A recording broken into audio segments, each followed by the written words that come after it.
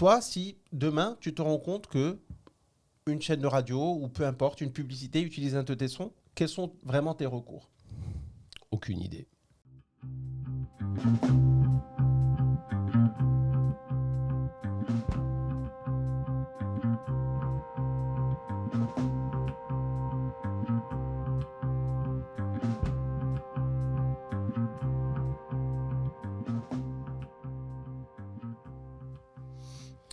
Ok, bonsoir tout le monde. Alors, on est sur un nouveau podcast avec Land of Hills et merci d'être là. Ah bah, merci de me recevoir. Ouais, avec plaisir, avec plaisir. Alors, je suis super content de te voir parce qu'en fait, je me rends compte, viens de me faire remarquer quelque chose d'intéressant, c'est que je suis un petit peu dans la musique aussi, mais pas vraiment. En fait, j'aime la musique comme tout le monde. Quoique, je vais te faire une remarque qui va peut-être te surprendre, mais je joue un peu de guitare et tu m'avais dit, ah, mais tu joues aussi à la guitare. Exactement. Mais en fait, comme beaucoup de gens,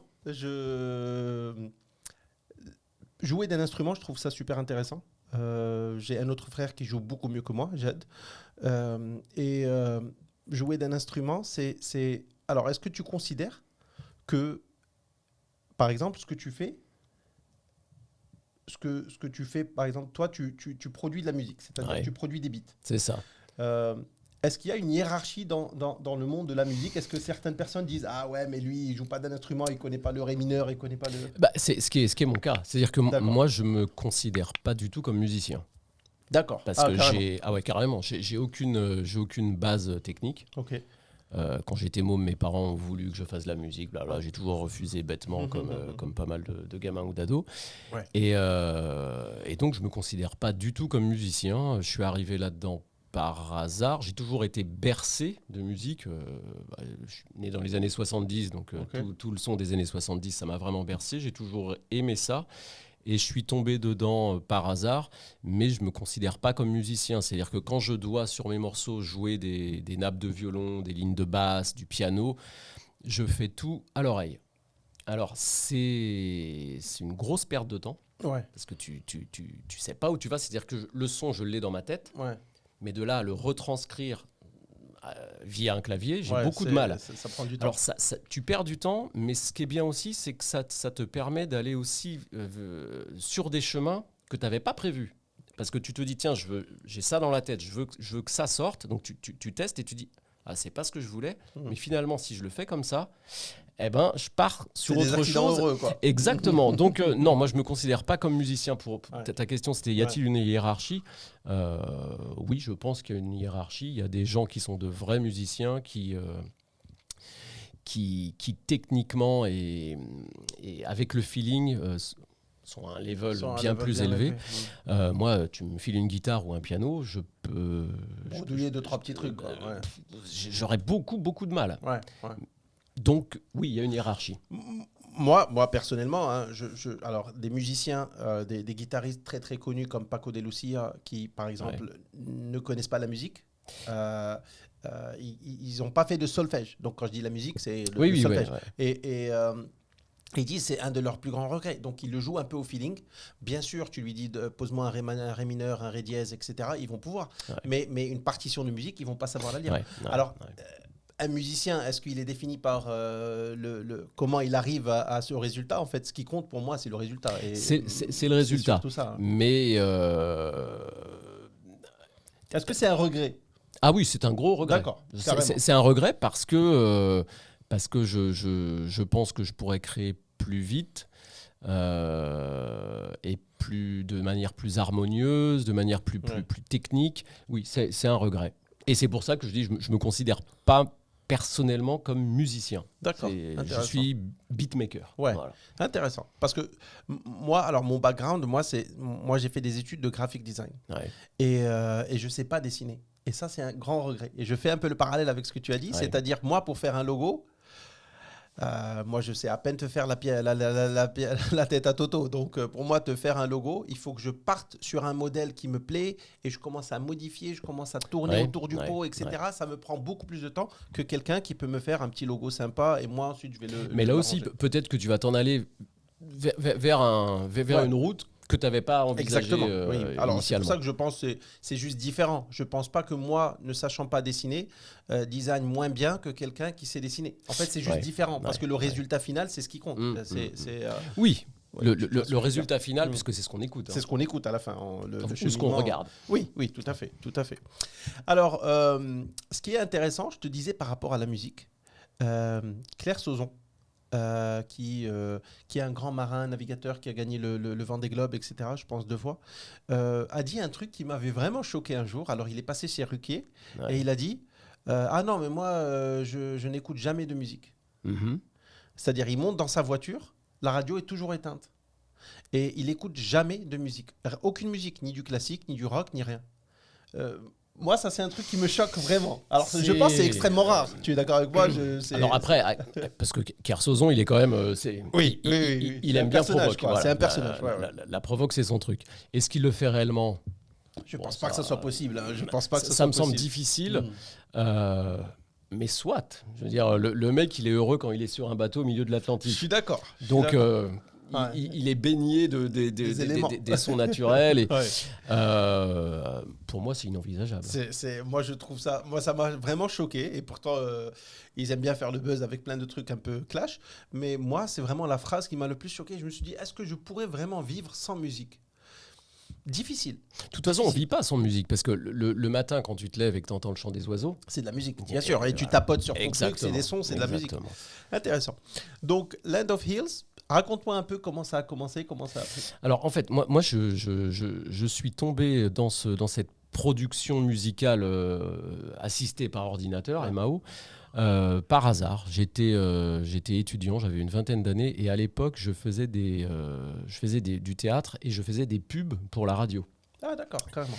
Et en France. Okay. Et j'aimais beaucoup, une fois que les sessions de prise de son étaient faites, j'aimais bien me mettre avec l'ingé derrière sur son ordi et regarder comment il traitait le son et comment il mélangeait avec d'autres avec des musiques. Ouais.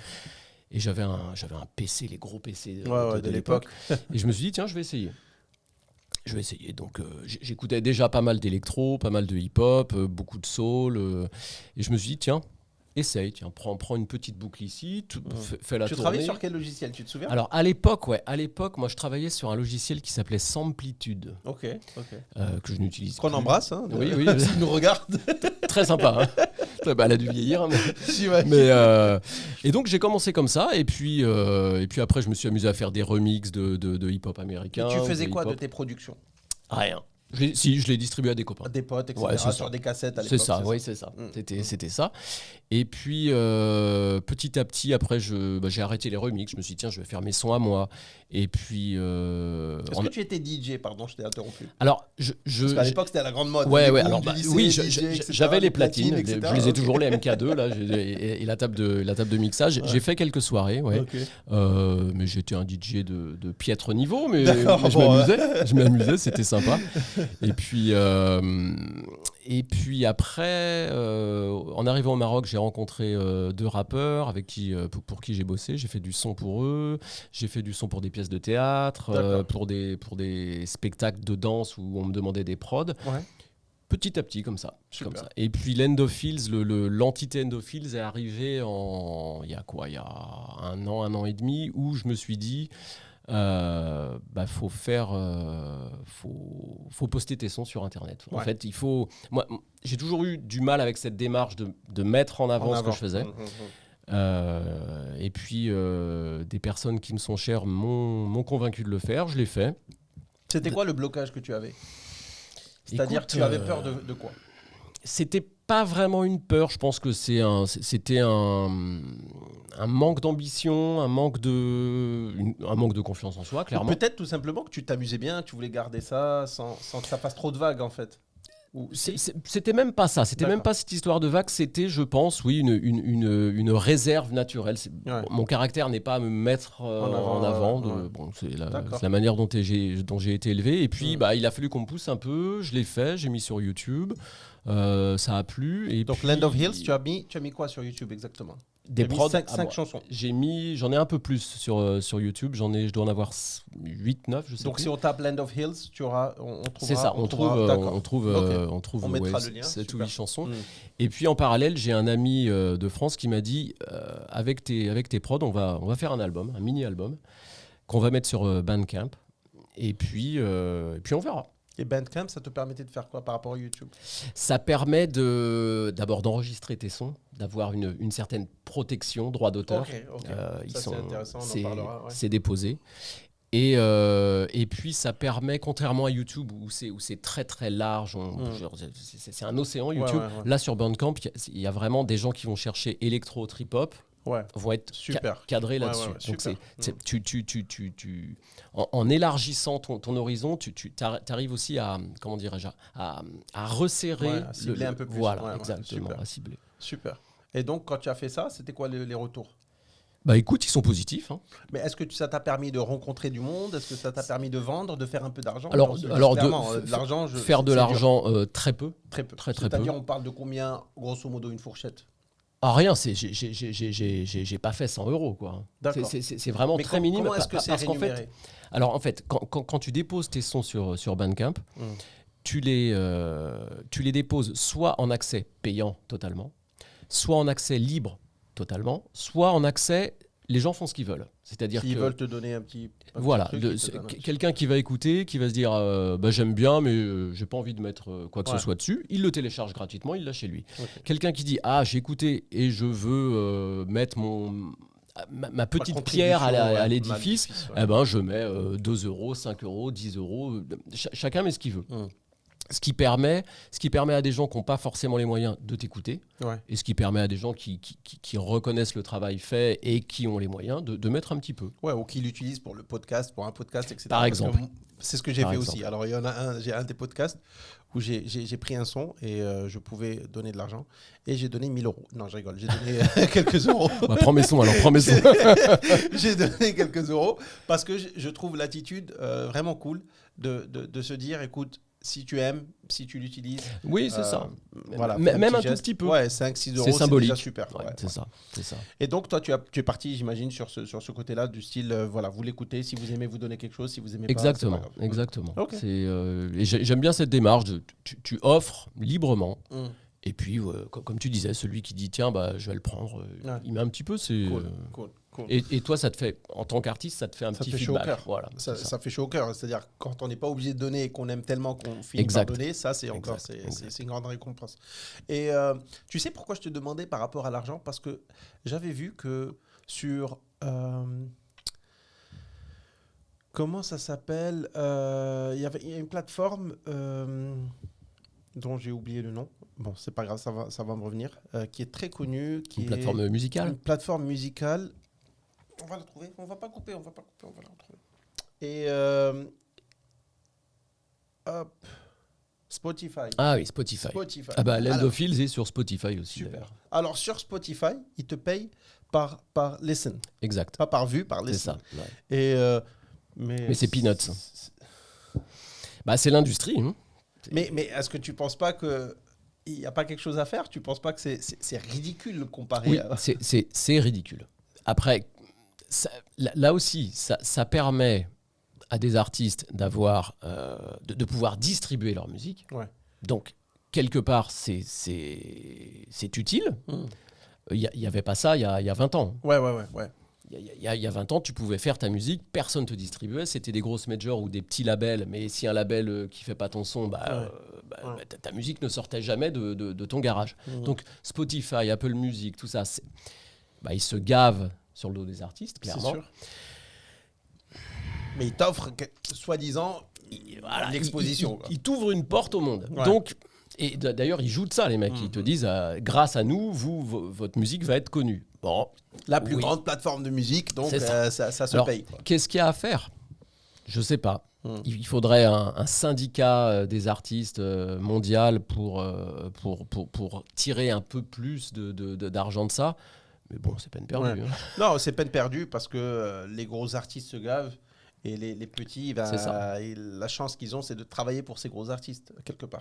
Oui. Et puis, après, tu vois, moi, je le fais pas pour gagner de l'argent. Je suis tout à fait d'accord.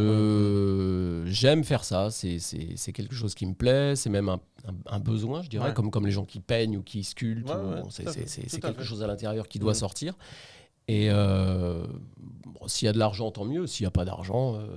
Il n'y a pas mort d'homme, quoi. Non, du tout. C'est intéressant. Je pense que dans ce monde musical, j'ai l'impression que c'est un peu comme la loterie. Tu peux devenir très très grand très très vite et être repéré par des gros labels, etc., faire un hit. À l'heure actuelle, ouais. Ou tu peux rester dans le monde c'est ça. de loisirs. Et tu peux monter très vite et descendre très vite. Parce qu'il suffit que tu fasses un son et qu'un artiste ou un cinéaste ou qui que ce soit se dise « Ah, ça, je le veux dans mon film » ou « Ah, ce mec-là, j'aime bien, tiens, je vais lui demander de me faire un son pour mon album ou pour l'album de XY qui est très connu. » Et tu montes très très vite et après tu rencontres. C'est des connexions. Ça va vite. Mais tu redescends aussi, je pense, très très vite. Faut garder la tête très froide. C'est sûr. Après, monter très très vite par une passion, c'est déjà magnifique. C'est-à-dire, moi, si je travaille très très dur, etc., et que j'ai des petites promotions de temps en temps, ça s'appelle un boulot, top. Mais si je peux, avec mes podcasts, être repéré par quelqu'un... Déjà, moi, je l'aurais fait gratuitement. Et en plus, si j'arrive à gagner de l'argent, c'est que du bonheur. Voilà, du bonheur. En fait, c'est le plus. C'est la cerise sur le gâteau. C'est la petite cerise sur le gâteau, tout à fait. Alors, on avait parlé un petit peu des droits d'auteur. Oui, tout à l'heure, on va parler de ça. Alors, les droits d'auteur, ce qui est intéressant, c'est que j'ai un ami qui malheureusement n'a pas pu être avec nous ce soir. Dieu bénisse. Non, il est là, mais il est en vie. Mais il était aux États-Unis, il a travaillé avec des grands noms. Et à un certain moment, pour des raisons X et Y, il est revenu au Maroc. Et il s'est dit, mais la scène rap marocaine marche très très bien, commence à bien truquer. La scène de rap aux États-Unis, c'est un peu la scène marocaine dans 15-20 ans. Donc, super, j'ai de l'expérience aux États-Unis, je vais venir, je vais essayer de ramener des structures, de ramener ci, de ramener ça. Et il a travaillé avec des rappeurs qui ont lancé le rap un peu au Maroc. Et malheureusement, il a découvert que les droits d'auteur, tu peux signer un contrat si ça te fait plaisir, mais tu peux toujours ça te sert à rien. Alors, toi, si demain, tu te rends compte que une chaîne de radio ou peu importe, une publicité utilise un de tes sons, quels sont vraiment tes recours ? Aucune idée, parce que, alors certes, étant donné que mes sons sont déposés, 1 sur YouTube et 2 sur Bandcamp, Bandcamp est donc une plateforme reconnue et l'album a été, enfin le mini-album qui est un 5-6 titres, a été déposé à une date précise. Il y a une licence qui certifie que. Donc logiquement, quelqu'un qui utiliserait un son comme ça sans autorisation doit d'abord demander l'autorisation et après on se met d'accord ou pas d'accord. Après les recours, c'est les tribunaux et le temps de la justice est très long. Et c'est David contre Goliath. C'est de l'argent. C'est du temps, c'est de l'argent que tu n'as pas forcément. Pour un loisir, pour un kiff que tu te fais, est-ce que ça vaut le coup d'aller au tribunal Ouais, ça vaut le coup. Je pense que ça vaut le coup. Mais il faut s'armer de patience et être bien entouré. Et à la limite, c'est même pas pour gagner de l'argent. Je veux dire, tu lances un recours contre quelqu'un, ça va pas faire de l'argent, mais c'est le principe. Je suis d'accord. Vous auriez pu me demander. Donc, par principe, au moins que ce soit reconnu. Je suis d'accord. C'est pas une action de justice pour de l'argent. Tout à fait. Ce sera juste une action de justice après, pour reconnaître le travail effectué. Après, si tu prennent ta chanson et c'est un gros hit, Oui, c'est ça. Parce que ça m'emmène un peu dans mon sujet suivant, c'est-à-dire... Alors, tu sais, j'ai vu une vidéo que j'ai trouvée vraiment magnifique, que je t'enverrai. C'est une vidéo sur TED, tu sais, les conférences TED.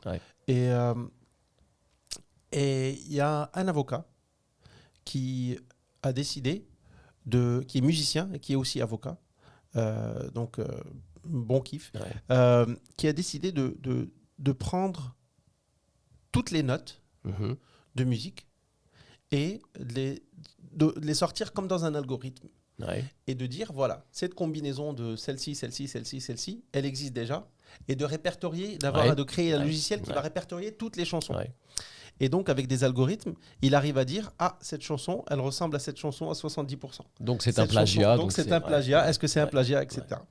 Alors, ce qu'il a fait, c'est qu'il a pris toutes les cases. Donc, grosso modo, ça ressemble à un tableau. Toutes les cases rouges, c'est des notes qui ont déjà été prises. C'est des bits qui ont déjà été prises. C'est-à-dire le do, ré, mi, etc., etc. Ça, c'est pris, ça, c'est pris, ça, c'est pris. Et donc, statistiquement, il a mis un grand tableau et il a pris... donc, toutes les cases blanches sont des cases qui n'ont pas été prises. Donc, pour éviter que les gens soient poursuivis pour plagiat, il a déposé... Justement, il a déposé... je vois bien le grand kiff, c'est qu'il a déposé... il a déposé des droits pour acheter toutes les cases blanches. Donc, toutes les cases qui n'ont pas été utilisées. Toutes les combinaisons qui n'ont pas été utilisées. Pas pour essayer de dire aux gens, bon, dès que vous tombez sur une case blanche, il faut me payer. Au contraire. Pour les donner gratuitement. C'est utilisable. Voilà, ça, vous n'aurez pas à payer Vous n'aurez pas à payer. Pour éviter que quelqu'un remplisse trop de cases rouges. Oui. Donc, est-ce qu'il y a trop de cases rouges? Est-ce que tous les bons rythmes sont déjà pris? Non. En fait, moi, quand je produis un son, que ce soit pour du hip-hop ou pour du trip-hop, l'électro, parce que ce style s'appelle trip-hop, je sample. Sur chaque morceau que je fais, il y a un sample. J'essaye, et je m'y astreins, à ne pas utiliser des samples qui sont déjà grillés. À ta connaissance. À ma connaissance. Voilà. Mais bon, j'ai une culture musicale assez large. Vaste, j'essaye de ne pas prendre de samples grillés. Ça va m'arriver, je peux prendre un sample qui a déjà utilisé, auquel cas je vais quand même, je vais le couper, je vais essayer de l'agencer autrement, de jouer des accords dessus, de basse, ouais, c'est ça, des accords de piano, de violon, de xylophone, de n'importe quoi, pour essayer de l'enrober et de le modifier, et à la limite l'auditeur qui va entendre ce son va dire tiens, ça me rappelle, tiens, ouais, ce sample-là, d'ailleurs, j'ai une anecdote là-dessus. Dis-moi.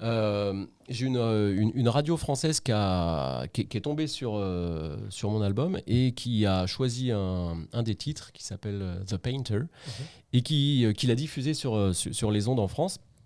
Et justement, le chroniqueur, le gars qui a choisi ça, l'a choisi parce qu'il avait, il avait reconnu le sample qui avait été utilisé par un groupe de rap américain qui s'appelle Dilated People. Et dans sa chronique, il dit, voilà, j'ai choisi ce morceau de Land of Fields parce que j'ai reconnu le sample, j'adore ce sample, mais il a réussi à le tourner d'une autre manière. Ouais. Et donc, cool, j'essaye de ne pas utiliser des samples trop grillés parce que sinon, en fait, je recopie bêtement ce qui s'est déjà fait. Et après, ça peut arriver, mais j'évite. Ouais. J'évite. Et si je dois en utiliser un, je vais vraiment le couper. Ouais. Mais est-ce que tu es tenté parfois? Parce que c'est un sample qui te fait kiffer, qui te rappelle est-ce que c'est difficile de se séparer tu te dis, c'est dommage, j'aurais aimé sortir moi ce sample parce qu'il est trop cool. Oui, je suis tenté, mais je suis juste tenté. Ouais. Non, mais c'est bien aussi parce qu'il y a une théorie qui dit, il y a Marvin Gaye qui a sorti le truc, qui a sorti une chanson qui était super cool. Et il y a... ce soir, les noms m'échappent. Peu importe. Il y a plein de chansons qui ont été reprises. Oui. Et parfois, c'est la reprise d'une reprise. Et c'est surtout des années 70, etc., un peu électro, qui marchait bien. Mais c'est pour ça qu'il faut éviter de reprendre des choses qui ont déjà été faites. Parce que il y a tellement de sons que tu peux utiliser. Ouais. Va voir ailleurs. Moi je m'inspire beaucoup j'écoute beaucoup la radio. Ouais. Des podcasts, notamment. Ouais. Et souvent dans les podcasts... Ça reste entre nous notamment. Et souvent dans les podcasts, tu vas avoir une petite plage musicale de 2 minutes, de morceaux que je connais pas. Et souvent j'écoute ça et je me dis... En fait, la manière dont j'écoute la musique... n'est pas forcément la manière dont tu vas écouter la musique. Moi, à chaque fois que j'entends un son, j'essaye d'analyser tout ce que j'entends dedans, et je me dis à quel moment il y a une boucle qui va me plaire. Et donc, à chaque fois que j'écoute un podcast ou quoi, j'écoute vraiment attentivement le morceau de musique qui va être utilisé, et parfois je me dis, tiens, celui-là, il me plaît. Ouais. je le chope, je le mets dans un coin, je me dis, je vais le réutiliser. Cool. Quand je regarde un film, c'est pareil. Ouais. Si dans un film, il va y avoir une petite 2-3 notes de piano ou un son de violon qui va me plaire, je vais l'enregistrer et je vais le réutiliser derrière. Ouais, c'est cool ça. Et ça te permet d'éviter de tomber dans les...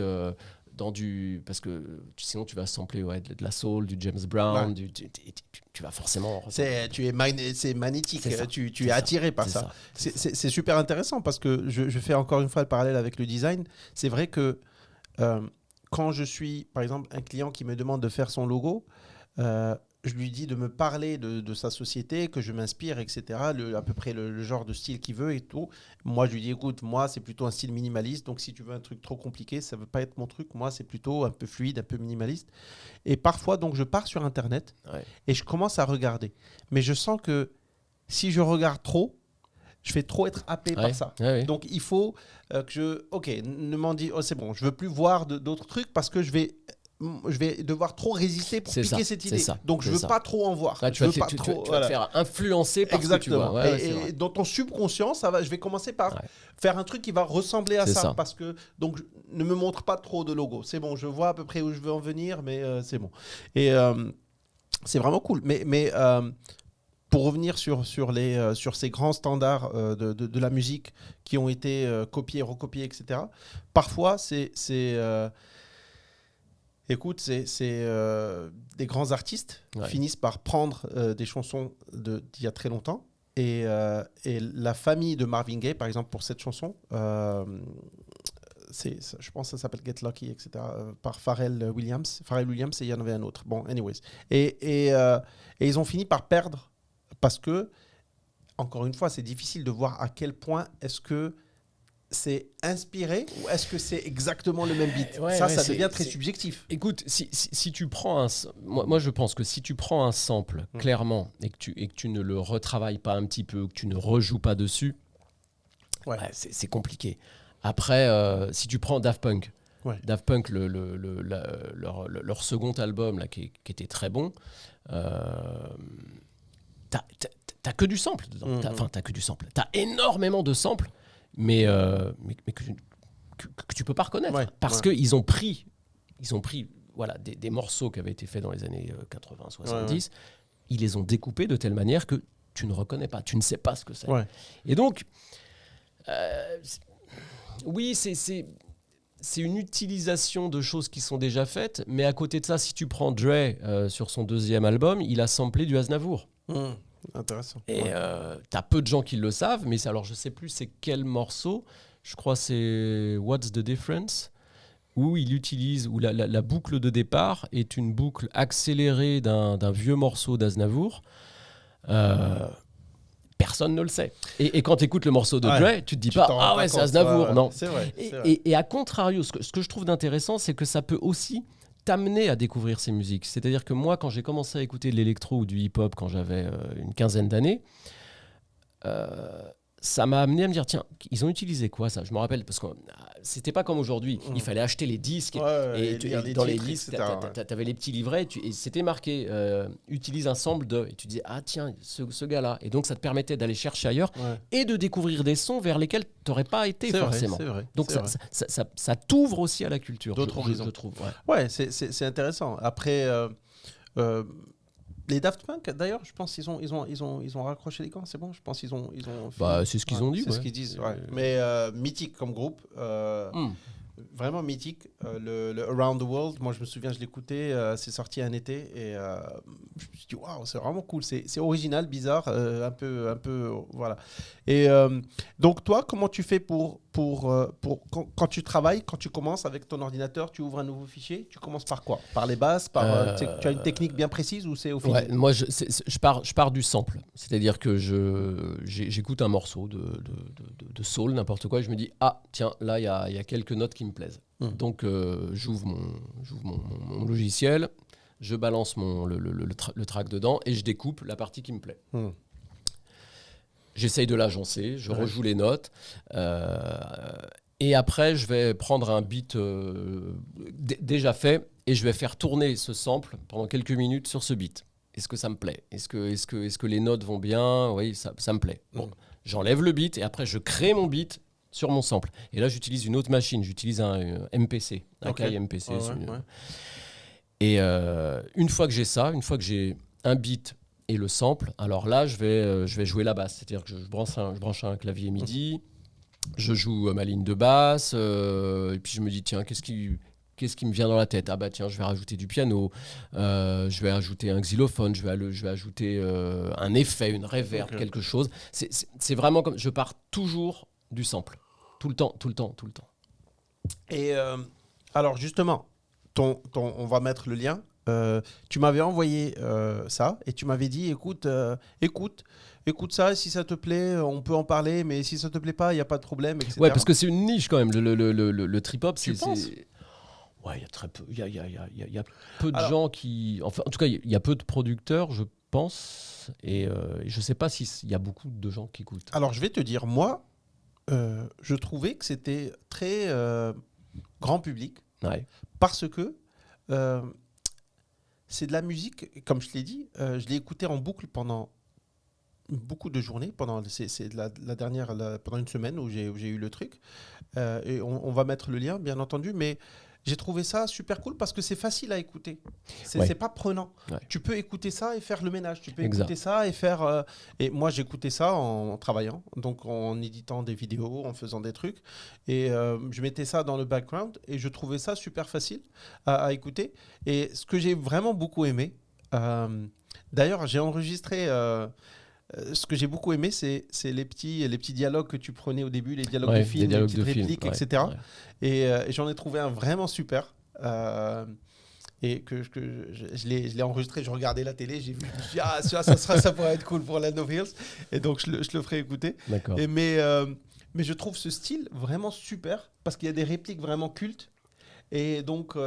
ton esprit commence à se dire c'est quel film, c'est quel truc. Ah oui, toi ça t'a fait revenir sur quel film il a utilisé. Moi ça c'était vraiment kiffant. Surtout que c'est des phrases un peu punchline, c'est des phrases un peu clés. Ouais. Et donc, en fait, pour moi, comment j'ai vécu l'expérience, c'est la phrase me faisait un peu méditer sur cette phrase. Parce que c'est une phrase qui disait, par exemple... je donne un exemple comme ça. Par exemple, je préfère me tenir debout que je sais pas quoi. Un homme doit se tenir debout. Peu importe. Je dis ça par hasard. Ouais. Et je me dis c'est cool. Et en fait, le reste de la chanson, il est pas prenant. Il te laisse réfléchir, il te laisse méditer dessus. Et donc, je méditais dessus pour le reste de la chanson. Enfin, moi, c'est comme ça que j'ai vécu l'expérience. Donc, j'ai trouvé ça vraiment trippant. Il y a différentes sortes d'électro. Tu prends les Daft Punk. Ça va pas te faire méditer, ça va te donner envie de danser. Le rythme, il est assez upbeat, etc. Ouais. Après, sur le trip-hop, enfin, en tout cas, moi, le trip-hop que j'aime, parce que j'en écoute aussi pas mal, c'est ce que j'aime. Donc, en fait, moi, ce que je fais, c'est ce que j'aime écouter. Ouais. Et c'est vrai que c'est des sons qui te font... Ton esprit part. Ouais. Ton esprit part. Ouais. Soit, comme tu dis, tu peux faire autre chose à côté, soit tu te poses quelque part et tu te laisses porter. C'est ça. Et ça t'emmène ailleurs. C'est assez... ça peut être soit assez happy, soit assez gloomy. Il y a différents levels d'émotions qui en ressortent. Ouais. Mais oui, c'est assez grand public, comme tu dis. C'est facile d'écoute. C'est facile d'écoute, tout à fait. C'est très facile d'écoute. Et moi, vraiment, je trouve que la première phrase... elle te lance un thème et elle te laisse un peu triper dessus, et la musique s'y prête parce que ça reste le même rythme, etc. Moi c'est en tout cas l'expérience que j'ai eue et j'ai trouvé ça vraiment cool. C'est gentil. C'est vraiment super sympa. Et j'avais une autre question que j'ai oubliée. Je sais pas ce qui m'arrive aujourd'hui. C'est le tour. Ouais, ça doit être ça. Tu digères. Je suis en train de digérer. Le sang, il peut pas monter au cerveau et au ventre. Il y en a trop au ventre. Mais, tu avais dit quelque chose au début qui était super sympa. Tu avais dit, là, tout de suite, tu avais dit par rapport au... tu prends les trucs de films. Oh là là, c'est la catastrophe. Où ça te ramène à des films que tu connais. Ouais, ça te ramène à des films. Bon, c'est pas grave. C'est pas grave, ça reviendra. Ça reviendra. Mais vraiment super cool. Par rapport à la manière dont tu vois Land of Hills, je sais que là, c'est que du kiff. Tu t'amuses bien.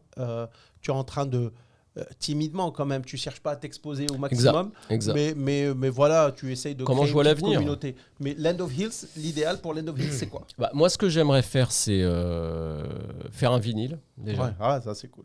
Avec les sons qui sont là, c'est-à-dire les masteriser derrière, les donner à un ingénieur du son qui va les masteriser proprement, puisque ça, moi, je sais pas le faire. Pour en faire un vinyle et pour pouvoir le vendre. Parce que là, tu vois, ce qui est bien sur YouTube ou sur Bandcamp ou sur d'autres plateformes, c'est que les gens ont accès. Mais après, t'as pas l'objet physique. Ouais. Et autant je suis pas très CD, mais un vinyle, c'est sympa. Ah ouais, c'est classe. Un vinyle, c'est sympa. L'objet est sympa, le voir tourner, c'est sympa. Le son est agréable à écouter. Donc ça c'est le next step, c'est ça, c'est de sortir un vinyle. Et puis de faire un autre album. Est-ce que faire de la scène, c'est quelque chose qui t'attire? Moi, je fais déjà pas mal de scènes parce que je suis comédien à côté. Je fais du théâtre. Je fais beaucoup de théâtre. Donc, la scène, c'est quelque chose que j'aime beaucoup. La scène pour la musique, je sais pas. Parce que tu vois, des artistes plus mainstream et plus dansants, tu peux faire de la scène, tu peux faire des concerts. Moi, là, si je fais un concert avec une son que t'as écouté, bon, ça va être sympa, mais je veux dire, je distribue les oreillers et les couettes avec. Hein. Et donc, la scène, pourquoi pas? Mais est-ce qu'il y a un public qui veut écouter ce genre de musique en concert? Je ne sais pas. Ok, c'est vrai que faire un truc plus dansant, est-ce que forcément faire quelque chose plus dansant, c'est plus mainstream, ça marche un petit peu mieux? Certainement. À partir du moment où les gens dansent, ça attire forcément, parce que tu fais une soirée. Dans des boîtes, tu peux le mettre dans des... C'est ça. Donc, pourquoi pas? J'ai quelques sons. D'ailleurs, sur YouTube, j'ai mis 2 sons qui sont beaucoup plus électro-techno. Un peu, mais qui sont pas sur Bandcamp, qui sont pas dans l'album. L'album est vraiment un album chill. Mais sur YouTube, j'ai mis 2-3 morceaux un peu plus qui tabassent un peu plus. Pourquoi pas sur un autre album? Mais là, vraiment, le next step, c'est le vinyle. Et continuer dans cette ambiance chill. Bon, après, si je suis inspiré sur quelque chose de plus speed, c'est cool. Pourquoi pas, hein, et donc, est-ce que tu es en train de préparer un autre album? Est-ce que Je travaille là sur des sons. En ce moment, je travaille pour des rappeurs. Je suis en train de faire des sons pour des rappeurs. Et donc, à côté de ça, j'ai pas trop le temps j'ai pas trop le temps à attribuer au son Land of Hills. Mais j'ai quelques petits trucs. Oui. Ouais. Et je pense que un autre album dans, je sais pas, un an et demi. Okay. Mais avant, j'aimerais bien sortir un vinyle. Alors, à très peu d'exemplaires, mais ne serait-ce que pour le distribuer aux amis. Que les amis est gratuit. Alors après, c'est de l'autoprod, c'est-à-dire c'est à fond perdu. Mais c'est pas grave. C'est pas grave. Mettre un peu d'argent pour donner aux amis, tiens, voilà, ça te fait un souvenir et moi, ça me fait plaisir de te le donner. C'est super cool. Et puis en laisser en dépôt-vente quelque part pour le vendre, ou même le vendre par Internet, parce que c'est pareil aussi. Hein. Les gens peuvent aller pour Bandcamp et s'il y a un vinyle, ils peuvent te dire, écoute, moi, je veux pas mettre 5 € dans un téléchargement numérique. Mais je veux bien mettre 5 ou 10 ou n'importe quoi sur un vinyle. Et auquel cas, moi, je peux envoyer le vinyle. Mais pour l'instant, c'est pas le cas. Je veux dire, c'est un projet futur. Voilà. Que les gens disent pas, on va commander le vinyle. Pour l'instant, il n'y a pas. J'ai retrouvé ma question. Tu as retrouvé ta question. Mais je l'ai reperdue. Non, je t'assure que je suis en train de la perdre. Est-ce que c'est plus facile de travailler pour toi? Ou est-ce que c'est de produire des sons qui te plaisent toi, ou est-ce que c'est plus facile de travailler pour des rappeurs, pour d'autres personnes, faire des commandes? C'est pas le même. En fait, c'est pas le même travail. Sur le trip-hop, sur un morceau de trip-hop, je vais le faire évoluer beaucoup. C'est-à-dire que je vais partir avec 2-3 petites notes, le beat qui va démarrer doucement, et après je vais ramener d'autres instruments. Quand tu bosses pour des rappeurs, t'as un beat qui va être le même pendant 3 ou 4 minutes, qui va être très répétitif. Et oui, il va y avoir des paroles. Je veux dire, les lyrics des gars vont habiller le morceau. Alors que moi, là, sur mes morceaux, il n'y a pas de chant, il n'y a pas de voix féminine, pas de voix masculine. Donc, c'est pas du tout le même travail. Ça n'a rien à voir. Est-ce que tu kiffes de la même manière? Ouais. Ah ouais, je kiffe de la même manière parce que une fois que tu as fait un son pour des rappeurs et que tu vois ce qu'ils en font, tu as un super feedback. Ouais. T'as un super feedback. Et puis, quand tu fais un son pour toi, ton feedback, c'est toi-même et à la limite 2-3 potes à qui tu vas le faire écouter avant de l'envoyer sur les ondes. Quand tu fais un son pour des rappeurs, tu leur envoies et tout de suite, tu as ton feedback. Oui, Landry, c'est très bien. C'est exactement ce qu'on voulait, c'est top. Donc, on prend. Soit non, c'est tout pourri, on n'en veut pas. Merci. Ton feedback, il est tout de suite là. Et donc, le kiff de travailler, le plaisir que j'y prends est le même. Vraiment. Ouais. Super. Parce que, par exemple, pour moi, travailler, j'adore faire mes logos. J'adore faire mon logo pour tous mes podcasts. Ça reste entre nous, Another Day in Paradise et Le Foutoir. Souvent, on me disait... j'ai un copain qui est aussi designer qui m'a dit laisse-moi essayer, je vais faire... si tu veux, je peux t'aider pour le... Surtout pas. Moi, c'est mon kiff. C'est comme si tu me disais si tu veux, je peux te manger ton dessert. Mais non, ça va aller. Tu es gentil. C'est bon, je m'en occupe. Tu es gentil, c'est bon. Mais, alors que moi, ça me dérange pas. Ah, d'accord. Tu vois que des rappeurs me disent ouais, on veut ton son, mais à ce moment-là, est-ce que tu peux enlever la ligne de basse ou est-ce que tu peux... Ça me dérange pas du tout. Ouais. Moi, c'est vraiment au feeling. Je préfère de loin faire des logos pour moi ou pour des gens. Maintenant, ce que je dis à mes clients, alors au début, je leur disais parfois, la pire des choses, je sais pas si c'est la même chose pour toi, mais quand ton client, donc ton rappeur ou ton groupe de rap, il est avec toi pendant que tu fais de beats. Non, ça par contre, non. Ça, c'est impossible. Non, c'est pas possible. C'est pas possible parce que d'abord, ça va partir dans tous les sens. Ouais. Parce que si tu bosses pour un gars, bon, à la limite, moi ça, je l'ai fait pour le théâtre ou pour la danse. C'est-à-dire que j'avais des commandes pour le théâtre, ici à Rabat, et le metteur en scène pouvait être avec moi et me disait là, je veux ça. Mais c'est parce que lui, dans sa tête, il a le truc. Ouais. Il voit comment va se passer la scène et donc il sait qu'à ce moment il veut, je sais pas moi, il veut un accord de piano. Il faut mettre du tempo ici. Voilà. Il faut ralentir donc là c'est possible. Mais si tu bosses avec un groupe de rap où ils sont 4 ou 5 et que t'en as un qui dit ça et l'autre le contraire, c'est mort. C'est mort. Moi c'est ma ligne de route. J'envoie. Ouais. Tu me dis ce que tu en penses. Ils prennent pas. S'ils prennent, je peux faire des modifs. Des petites modifs, c'est-à-dire s'ils me disent ah là, à ce moment-là, tu coupes le beat parce que je veux partir en acapella, mais tu laisses la basse, pas de problème. Ouais, ça c'est cool. Ouais. Mais si c'est tu changes tout, le piano, tu mets pas du piano, tu mets du violon et à la place de la ligne. Viens, on essaie ici, viens, on essaie ça. Dans ce cas-là, tiens, prends et fais. Hein. C'est exactement ça. C'est comme si moi je leur dis non, tu ne vas pas dire ça dans tes textes, dis ce que moi. Viens, on essaye ça, mais il faut que je le ressente. Moi. Chacun son métier. C'est ça. Et en fait, moi, j'avais des petites expériences un petit peu marrantes maintenant avec du recul. Mais à l'époque, j'avais pas l'expérience de dire au mec, écoute, si je suis ton designer, il faut que tu me fasses confiance à moi. Sinon, design-le toi. C'est ça. Et donc, tu me fais confiance parce que tu aimes mon style. Et moi, j'ai étudié ça, je sais ce que je fais. Je vais te faire un truc qui va te servir à toi, qui va être bon pour toi. Ouais. Après, il y aura des petits trucs, des petites modifs. Au lieu de faire ci, écris-moi ça, pas de problème. Mais que tu me dises, non, mais tiens, vas-y. J'avais un mec un jour, il m'a dit, tiens, alors pour le logo, j'ai quelques petites idées. Est-ce que je peux venir pour... Bien sûr, pas de problème. Il vient au bureau. À l'époque, j'avais un bureau en ville. Il vient, il se pose, il prend un petit café, il fume sa petite clope et il commence à me dire, ouais, fais-moi plutôt un petit rond là. Vas-y, on voit ce que ça donne. Et non, c'est pas possible. Moi, j'étais encore jeune, c'était un de mes premiers clients. Ouais. Je lui dis ok, donc je lui faisais moi comme un con mon petit rond. Ok, non, fais-le moi plutôt. Viens, on essaye d'autres couleurs. Et donc l'après-midi, on n'a encore rien fait. On a passé toute une après-midi, on n'a encore rien foutu. Non, c'est ça. Et il n'est pas convaincu et tout. Mais maintenant, c'est vrai que soit tu me laisses faire, soit tu le fais toi. C'est ça. Ou tu demandes à quelqu'un d'autre. Tu demandes à quelqu'un d'autre de le faire, ce qui marche très bien aussi. Ouais, écoute, donc c'est quoi tes actualités avant qu'on se quitte? Donc tu fais beaucoup de théâtre. Est-ce que écoute, pas mal de théâtre. Là, en ce moment, je suis en train de travailler avec une metteuse en scène pour un solo.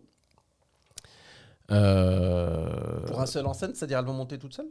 C'est moi qui vais monter. C'est toi qui vais monter tout seul. Rien que d'en parler. Non, en fait, bon, écoute, on commence à travailler. Et est-ce que ça va donner quelque chose? On ne sait pas encore, parce qu'avec l'épisode Covid, le théâtre a été pas mal de côté. Donc là, on est en train de regarder un texte. Est-ce que ça prendra forme? Je ne sais pas encore. Quel genre? Est-ce que tu peux nous en dire un petit peu plus? Non, je peux pas, parce que l'auteur pour l'instant veut que ça reste, underground. Et pour ce qui est de la musique, travaille avec trois... S2S? Oui, c'est ça, avec 3 rappeurs, avec Enzo, Nao et Thierry Guevara, là, pour qui j'ai fait du son. Et puis moi... C'est lequel le plus chiant des 3? Ils sont tous chiants, les rappeurs. Et Enzo qu'on embrasse. C'est ça, salut les gars. Et puis un vinyle et un autre album sous peu, parce que j'ai des idées. Petites idées sympas. Ouais. Cool. Oh. Écoute, top. Et toute dernière, des collabs, ça c'est quelque chose qui te botte ou pas du tout? Oui. Ouais. Ah oui, complètement. Je veux dire, toi tu fais de la guitare. Si un jour tu me dis, tiens Landry, j'ai ça, ouais. C'est-à-dire que je vais t'enregistrer en train de jouer. Et après, je vais rajouter un beat, une ligne de basse, quelque chose. Ouais. Oui, ça c'est... Mais des collabs avec d'autres producteurs de beats, etc. Aussi, oui, ça peut être sympa aussi. C'est possible. Quelque chose qui te plairait? Oui, ça me plairait. Ouais. Ça me plairait. De toute façon, c'est toujours agréable de partager, de prendre des expériences d'autres gens. Je veux dire, à 2 cerveaux, on est on est plus fort. C'est trippant de partager comme ça. J'ai un copain avec qui je te mettrai en contact, Madi, si tu nous regardes, dont on a parlé au début. Vraiment, vraiment cool, qui fait des beats aussi assez sympa, et qui lui alors je te mettrai en contact avec lui, et si ça se trouve on refera un autre tous ensemble. Mais ce qui est intéressant, c'est que lui il donne ça à un manager qui est aux États-Unis. Il donne ses sons et qui les place dans des films. Et donc lui il a donc c'est bien. Ça paye. Ça paye. Et là aussi, tu as un feedback, parce que tu sais que ce que tu donnes est utilisé ailleurs, et donc ça fait du bien. Ça fait du bien. Surtout que ça a été. Alors, ces beats ont été utilisés dans des films assez sympas, dans de grosses productions. Parfois, même si c'est 10 secondes par-ci, 10 secondes par-là. Mais c'est vrai que ça fait chaud. Moi, je suis loin de. Non, mais écoute, tu sais, il suffit d'une connexion qui te place. Tu fais un petit catalogue, et si tu es pris, tu es pris. Si tu n'es pas pris, tant pis. De toute façon, voilà. Bon, on sait jamais, ça reste entre nous. Merci beaucoup. Que tu dis ça reste entre nous, mais tu as dit on sait jamais. Ça restera pas entre nous si ça sort. Écoute, j'espère pas. Non, merci beaucoup. Merci beaucoup, c'était vraiment super agréable, et j'espère qu'on refera ça avec plaisir. Album, ça serait cool. Et on va mettre les liens pour ton album. N'hésitez pas à y aller, n'hésitez pas à mettre une petite pièce, ne soyez pas radin. Sinon c'est pas grave. Grosse pièce. Ciao, merci beaucoup. Merci.